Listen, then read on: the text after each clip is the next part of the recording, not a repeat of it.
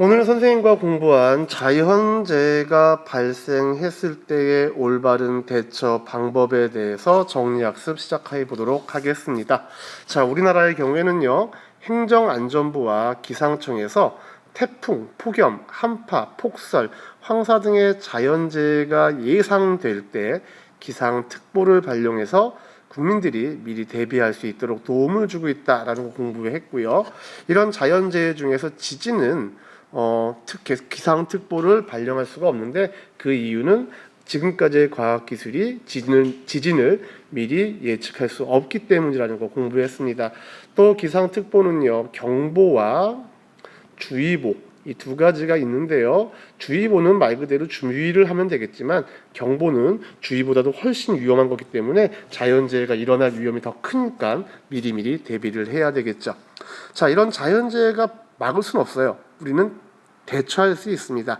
자, 지진이 발생했을 경우에는요, 집안에 있을 때 탁자 아래로 들어가서 몸을 보호하는 것, 그리고 흔들림이 멈추면 바로 화재 예방을 위해서 전기와 가스를 차단하고, 내가 언제든지 집 밖으로 대피할 수 있게 문을 열어서 출구를 확보하는 것이 가장 중요한 대처 방법이 되겠습니다.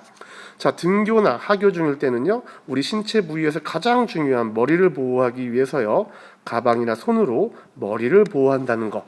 그리고 높은 건물 이런 곳에 있으면 안 되고요, 옆에 있으면 안 되고요, 넓은 운동장이나 공터로 대피해야 된다는 것도 기억해 주세요.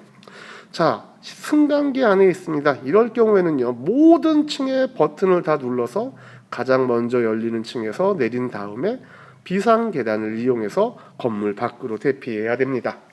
자, 다음 자연재해가 발생했을 때의 또 다른 대처 방법들. 자, 홍수가 발생했을 때는요, 물에 휩쓸리면 안 되겠죠. 물에 휩쓸리면 안 됩니다. 따라서 높은 곳으로 가서 대피하고 구조를 기다리는 것이 가장 현명한 방법입니다. 특히 홍수가 발생했을 때 물을 건너가는 것은 절대 해서는 안 되는 행동이라는 거 기억해 주시고요.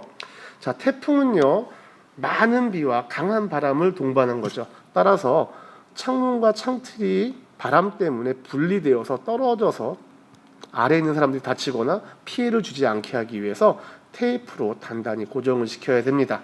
다음 겨울철 폭설과 한파가 발생했을 때는요, 몸을 따뜻하게 해야 돼요. 그렇기 때문에 장갑, 모자, 목도리를 반드시 착용해야 되고요.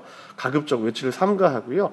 또 고드름이라든가 눈이 쌓인 지붕 아래서는요, 그것들이 떨어져서 나를 덮칠 수 있습니다. 그렇기 때문에 절대 접근하지 않도록 합니다. 자, 그리고 과제로 여러분들한테 폭염과 황사 조사에서 교과서 57쪽에 정리하라고 했는데요. 선생님이 정리 좀 해드리면요, 폭염 시에 제일 중요한 건 물입니다. 물을 자주 마시세요. 그리고 햇볕에 너무 오랜 시간 동안 노출되지 않도록 합니다. 폭염특보가 발생하면요, 집 밖에 나서지 않는 것이 가장 현명한 방법입니다. 다음 봄철 불청객, 황사, 미세먼지가 발생했을 때는요, 집에 있는 게 가장 안전하고요. 어쩔 수 없이 외출을 할 때는요, 반드시 마스크를 착용하고요.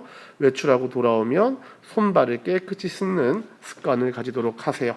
자, 오늘 이렇게 해서 자연재해가 발생했을 때의 대처 방법 정리학습까지 마무리 지었습니다. 모두 수고하셨습니다.